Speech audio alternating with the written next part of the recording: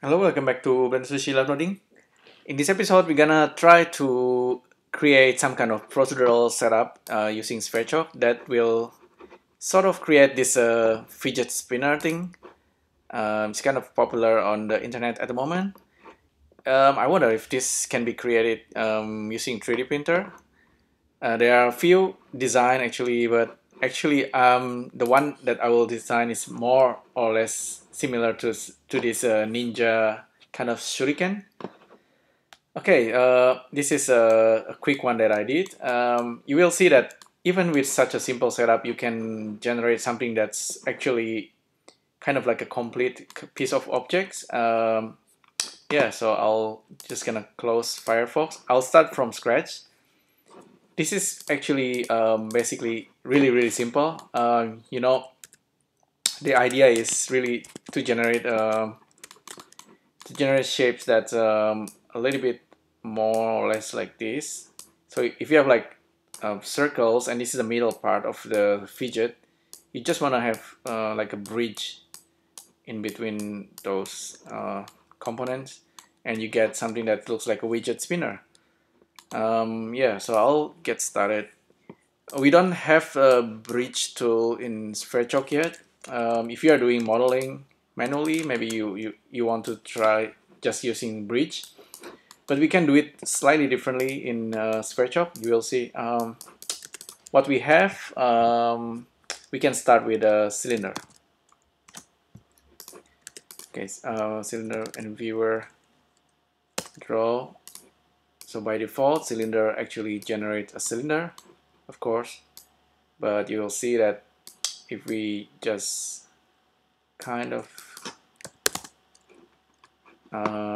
get rid of the cap and then maybe make the height like this, make this like 3. This is actually the starter of our fidget spinner. You can do this in many different ways. Actually, there's a few ways to make this more robust, but this is the basic one. So the idea is really just to use extrude operations multiple times, and you will end up with fidget spinner, believe it or not. And this is actually a good practice if you want to use the extrude separate faces. This thing does one thing very kind of very simply does one thing, and it does it really well. So this is the idea basically. So you start with this the kind of cylindrical triangle thing, and then you kind of just pull it out, and then you want to do a couple of extrusion, and you're pretty much done. But the interesting bit here is in the Sverchok, when you extrude, you will see you got a hollow there in the original face, and you have solid here. So that's kind of interesting. And then you get, if we just use the extruded poly, we get just this face. This is actually for the next extrusion, and the other poly is actually the one kind of the bridge between the original face and the last face. So that's kind of the idea. I'm gonna give this a color, start from red. So we're gonna keep this bit actually, the red color, and then for the next one we're gonna use the extruded poly. The thing with extruded poly is that this thing has extra points, and I want to get rid of it. We need to get rid of it, otherwise it's gonna cause some errors. Polygon edge come from this guy. So we have now a clean object, and with this clean one we want to do another extrusion. So that's basically the idea. It's very simple. It's like this.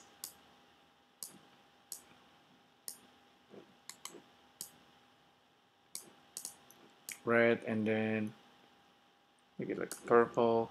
Actually, let's go the other way. Orange. Scale it up. Let's refill the previous one. Okay, starting to look like fidget spinner, I guess. But we don't stop here, right? We don't stop here. We want to continue make the extruded poly, and we're gonna continue with the next one. I'll give a different color, yellow. So this one, we're gonna have the same kind of pattern. It looks funny, but it's once you get a hang of it, it's actually quite easy to understand. And now you'll see this sort of pattern happening. It's actually more like that. So you continue doing the chaining like this for your fidgety thing. This one should go, okay, another extrusion, and this one goes to the polygon. This one maybe, okay, we have some kind of problem there. That's not what we want. We actually want the orange one. That's actually interesting. Interesting mistake. This goes in there.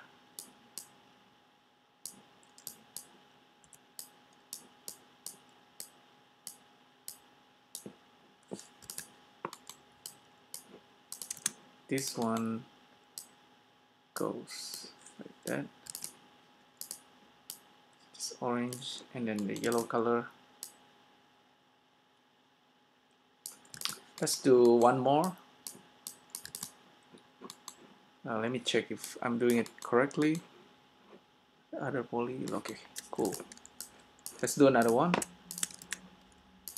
So the top one goes in there. Okay, extruded poly goes in there. This one goes in there.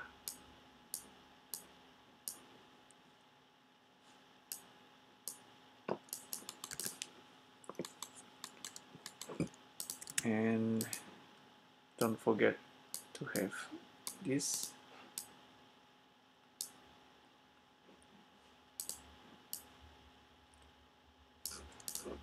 Okay, there you go. That's the start of our spinner thing. So we can always go back and control the scaling and whatnot here. If you're doing it, if you're doing the chain correctly, this one will give you the design that you want. So you can control the height and then scale. It's actually very, very interesting chaining of extrusion here. It looks a little bit funny here, but this is how it works in Sverchok. And if you bake it, you can bake it like this: 1, 2, 3, 4, and you get actually have this all separated object, right? You can join it in Sverchok if you like, but for this one, I just gonna bake it from here. So there is this one button to bake off everything, and then what you get is something like this. And this is still separate. Just select this and then combine it. Control J, and then you go to edit mode, and then you hit spacebar, remove doubles, and that's pretty much it actually. If you don't want the middle hollow bits, just go to edit mode and then tap F to fill the hole, and then Control U. You should get something that looks like a widget spinner. It is more like Boomerang at the moment, but it's a very very solid looking Boomerang. You can actually print this out and throw it. It's gonna return to you. I'm pretty sure it will work. And if you want to add more detail, perhaps you can do something like this. Just manual. You can of course use Sverchok to do this, but it's okay for this, you know. Just something manual like that. Okay, let me do this again. I haven't been doing manual modeling for a while now. Scale it, extrude it, and then push it down. So that's a little bit nicer looking. So that's one design. The nice thing about this setup is that if you start changing the value here, for example, you can easily generate all kind of design. Maybe not like that. If you actually change the radius top and radius bottom, it will actually kind of doing like a flower kind of thing. It's very interesting because it's doing the extrusion in chain. Just leave it like that for now.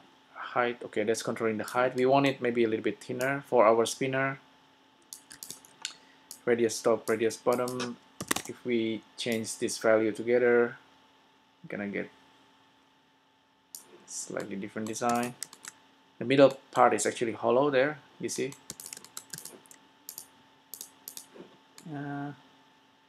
That's actually kind of interesting. And you can change the height, kind of the distance, and so on and so on. File, save as. If you want to join them together, really, you can simply use list join and remove double. You'll have to do this sometimes with Sverchok, but I think this is still kind of very interesting setup. Fidget spinner, kind of.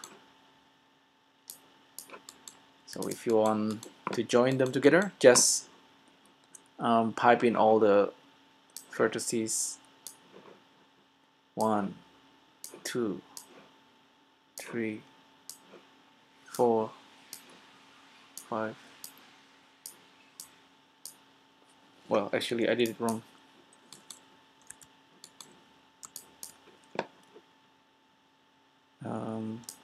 So this guy.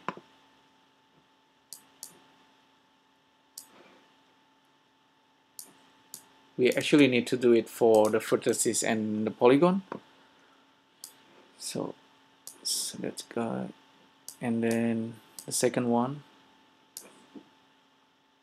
slightly tricky.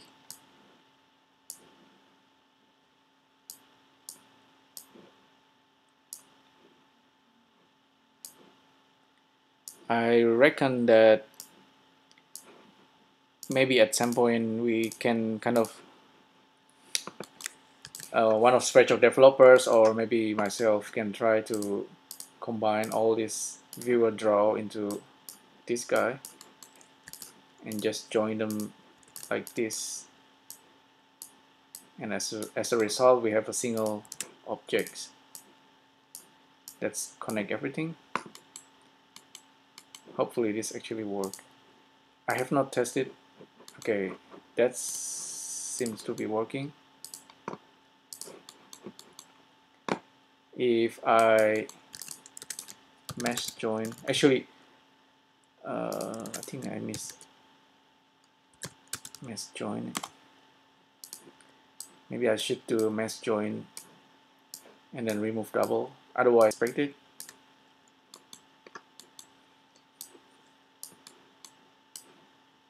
Okay, that's I think a little bit better. Bake. Now if we check it out, it's actually a single object already. We don't need to join it. And there you go, that's our boomerang. Be careful with the middle part. If you want to keep it hollow, you know what to do.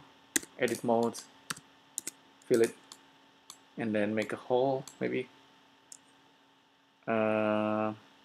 Actually bridge, I think bridge will work here. Blender itself has a bridge, something to do the bridge. The easiest way, just make it hollow and then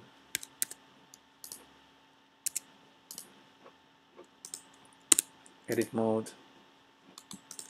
How did I? Am I doing it properly? Edit mode and then face.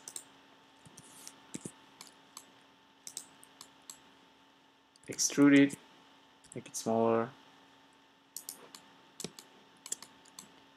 Here, extrude it, make it smaller. And then delete faces. And I'm pretty sure there's a quick way to do this. How to select loop.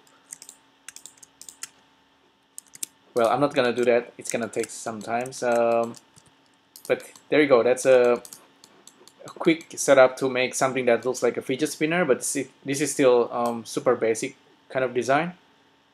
It definitely can be improved, and you can add some details procedurally or even manually, but this is a good base kind of design. Yeah, hopefully you find this useful. Let me know what you think. Ask me if you have any questions, and thanks again for tuning in. I'll see you in the next video. Thank you. Bye.